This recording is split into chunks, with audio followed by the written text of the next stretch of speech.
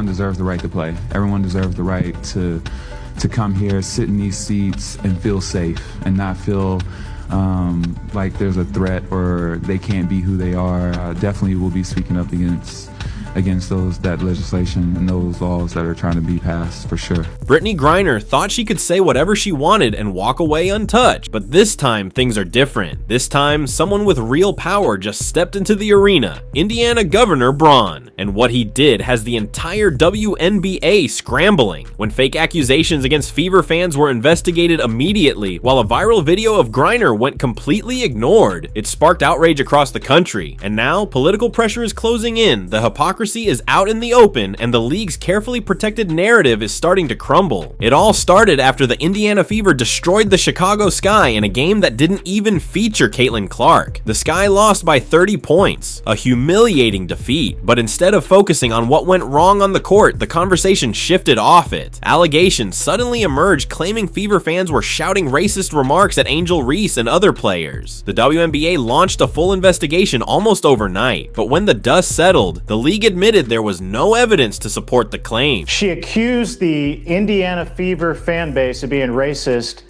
They investigated it. They said those accusations were false. The least that she could do is apologize to our great state and the fans that show up at these games and say, I'm sorry, I was wrong. Obviously, she's not going to do that. But also, Dan, why isn't the Indiana Fever apologizing to their own fan base for putting them through that, for going through those types of accusations? I mean, those are awful accusations. They weren't true. The fans weren't shouting racial slurs toward Angel Reese or opposing players. I mean, where is Caitlin Clark? Where is the Indiana Fever? Where is the WNBA saying that investigation there shouldn't have been an investigation? The allegations were false. Where's the apology? It hasn't happened. It's disappointing. As someone who is, my daughters are fans of the team. They've gone to games to see Caitlin Clark.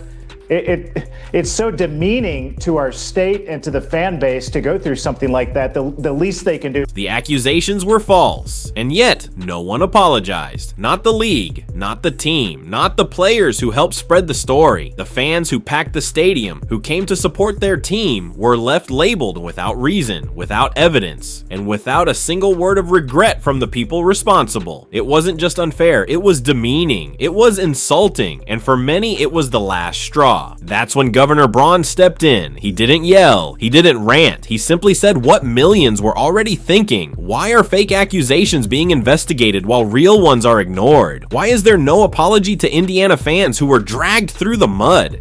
His statement was direct and unshakable. If there was some look into what Angel Reese did, I think it would be good to put that to rest as well. Translation: enough is enough. Investigate everything, or investigate nothing, but stop playing favorites. And with those few words, the narrative shifted. What had been a one-sided story suddenly turned into a national controversy. Caitlin Clark and the Indiana Fever are the best gift that the WNBA has ever had. I mean, and the fans that show up and pack that place. I mean, sell out crowds every time Caitlin Clark plays. It's so great for Indiana, but it's good for the WNBA. But how dare you accuse our fans, the Hoosiers that show up at these games, being racist when they're not? I mean, that was just a opposing player who hates Caitlin Clark.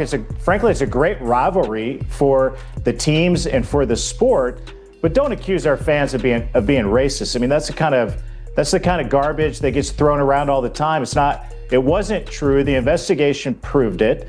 And there was no outcome of it. There was no apology. Apologize to the fans. I mean, that's a simple thing to do. And I wish the team would have been more emphatic about that. Stand up, stick up for your fan base. I mean, that's who's keeping you alive. So maybe they'll still do that.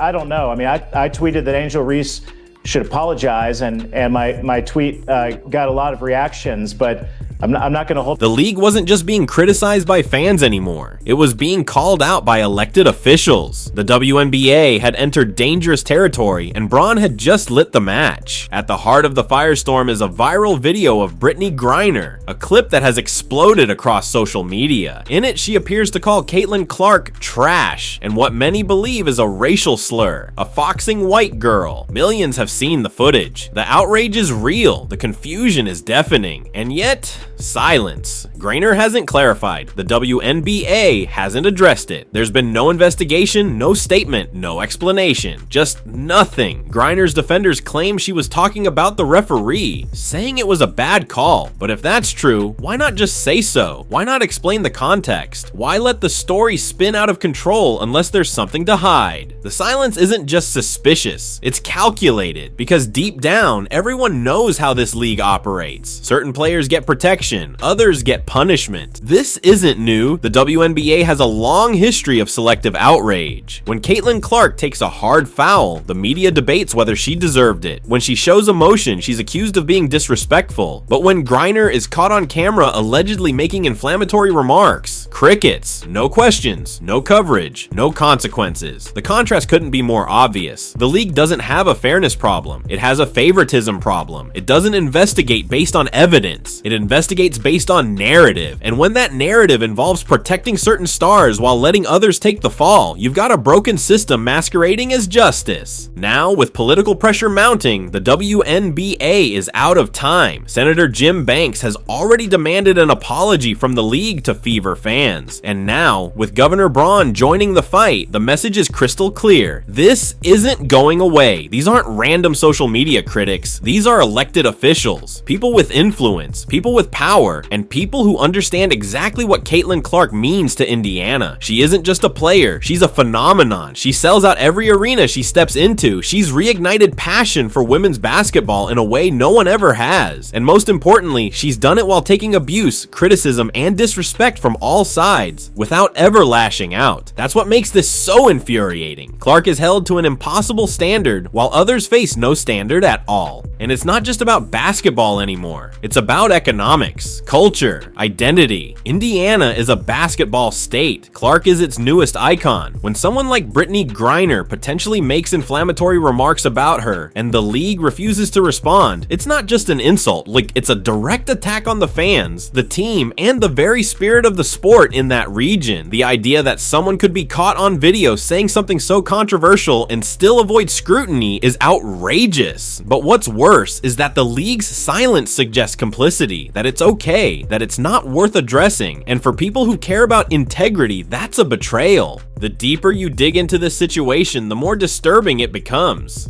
Griner has long been treated as untouchable, a player whose past and identity grant her immunity from consequence. She's been protected through every scandal, defended through every controversy, but now that bubble is starting to pop. This isn't a vague accusation whispered behind closed doors. This is a viral video. This is political intervention. This is a public demand for accountability that can't be ignored. And for the first time, Griner is facing something she's never had to deal with before: real consequences. The WNBA is now caught in a no-win situation. If they continue to ignore the Griner controversy, they're admitting their bias. If they open an investigation, they're acknowledging they've been selectively enforcing justice. Either path exposes them. Either choice makes them look bad. And that's exactly what they deserve for allowing this system to fester in the first place. You can't preach fairness while playing favorites. You can't call yourself a voice for justice when you ignore real injustice. And you definitely can't claim to support equality when you only defend some players and not others. Governor Braun's involvement marks a turning point. His words weren't just political statements. They were a challenge to the WNBA to prove they're more than just a brand, to prove they stand for all players, not just a chosen few, to finally act with the integrity they claim to represent. And if they don't, more governors will speak out, more senators will get involved, the league's credibility will continue to spiral, and the fans, the people who actually keep the sport alive, will walk away because no one wants to support a league that doesn't support them back. As for Caitlin Clark, she remains the one consistent force in this chaotic mess. She hasn't lashed out, she hasn't demanded special treatment, she just shows up, plays the game, and elevates the sport. And yet, she's the one being constantly attacked. While others hide behind silence and favoritism, she's out front taking every hit and still delivering. That's why she has the fans, that's why she has the arenas, and that's why politicians are willing to speak up for her. She's bigger than the WNBA, and the league is terrified of that.